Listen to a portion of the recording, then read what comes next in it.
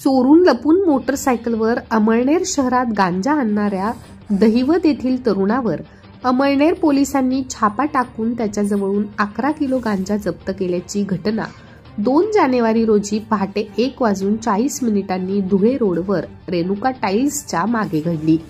अमळनेर शहरात एक तरुण मोटरसायकलवर गांजा विक्रीसाठी आणत असल्याची माहिती सहाय्यक पोलीस निरीक्षक शीतलकुमार नाईक यांना मिळाल्यावर त्यांनी DYSP सुनील नंदवाळकर यांना माहिती देऊन ताबडतोब हेड कॉन्स्टेबल किशोर पाटील, शरद पाटील, निलेश मोरे, रवींद्र पाटील, दीपक माळी, गणेश पाटील, जितेंद्र निकुंभे, सुनील महाजन यांना घेऊन धुळे रस्त्यावर साई दरबार हॉटेलजवळ दबा धरून बसले। एक तरुण मोटरसायकलला 2 काळ्या रंगाच्या पिशव्या घेऊन रेणुका टाईल्सच्या मागे लपला असल्याची माहिती मिळताच त्याच्यावर छापा टाकण्यात आला। त्याच्याजवळील पिशव्यांमध्ये 1,65,000 रुपये किमतीचा गुंगी आणणारा 11 किलो 75 ग्राम ओलसर गांजा आढळून आला।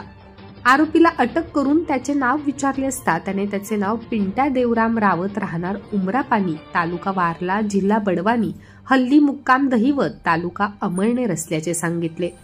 पोलिसांनी तहसीलदार रुपेश कुमार सुराणा यांच्या समक्ष पंचनामा करून पिंट्या विरुद्ध गुंगीकारक औषधी द्रव्य व मनोव्यापारावर परिणाम करणारे पदार्थ द्रव्य NDPS कायद्याप्रमाणे गुन्हा नोंदवण्यात आला असून आरोपीला अटक करण्यात आली आहे।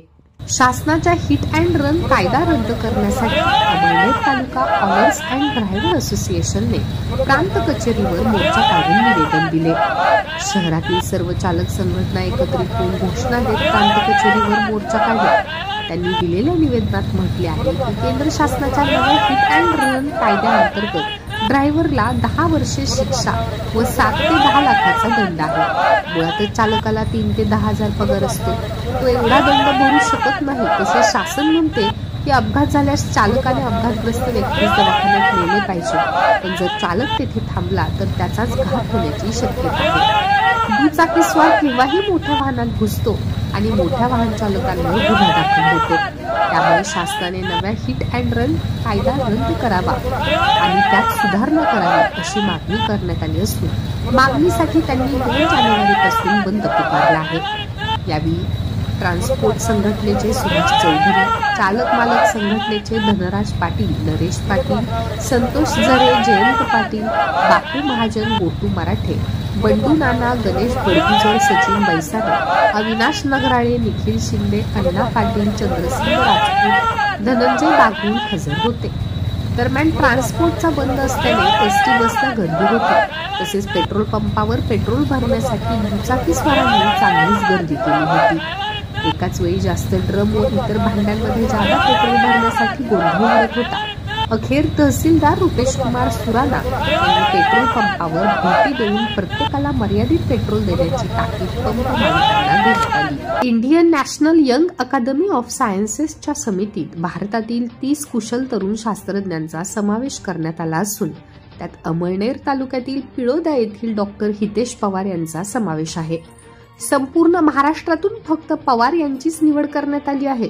प्रतिष्ठित गटांमध्ये मुंबई येथील इन्स्टिट्यूट ऑफ केमिकल टेक्नॉलॉजीचे प्राध्यापक डॉक्टर हितेश पवार यांचा समावेश आहे।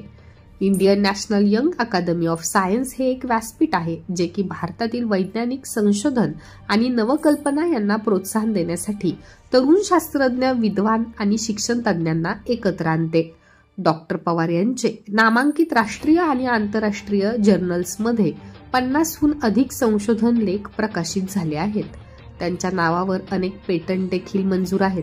त्यांना संशोधन कार्यामध्ये संस्थेचे कुलगुरू प्राध्यापक डॉक्टर अनिरुद्ध पंडित यांचे मार्गदर्शन लाभले। डॉक्टर पवार यांचे सर्वत्र अभिनंदन होत आहे। अमळनेर ते बेटावत रस्त्यावरील भरवस गावाजवळील रेल्वे बोगद्याजवळ भरधाव 4चाकी वाहनाने दिलेल्या दुचाकीला धडक दिल्याने दुचाकीस्वार शिक्षक जखमी झाल्याची घटना 1 रोजी घडली आहे। या प्रकरणी मारवड पोलिसात 4चाकी चालकाविरुद्ध गुन्हा दाखल करण्यात आला आहे। शहरातील संताजीनगर भागातील रहिवासी किशोर रामचंद्र भोई हे शिंदखेडा तालुक्यातील अजंदे बुद्रुक येथील माध्यमिक विद्यालयात शिक्षक म्हणून कार्यरत असून दररोज दुचाकीने शिक्षकांच्या सोबतीने अपडाऊन करत असतात। 1 जानेवारी रोजी नेहमीप्रमाणे होंडा शाईन दुचाकीने शाळेवर जात असताना सकाळी 10:30 वाजता बेटावद रस्त्यावर भरवस गावाजवळ असलेल्या रेल्वे बोगद्याच्या वळणावर समोरून येणाऱ्या मारुतीने त्यांना धडक दिली. 4 चाकी चालकाविरुद्ध मारवड पोलिसात फिर्याद दाखल करण्यात आली असून पुढील तपास हेड कॉन्स्टेबल किशोर पाटील करीत आहेत.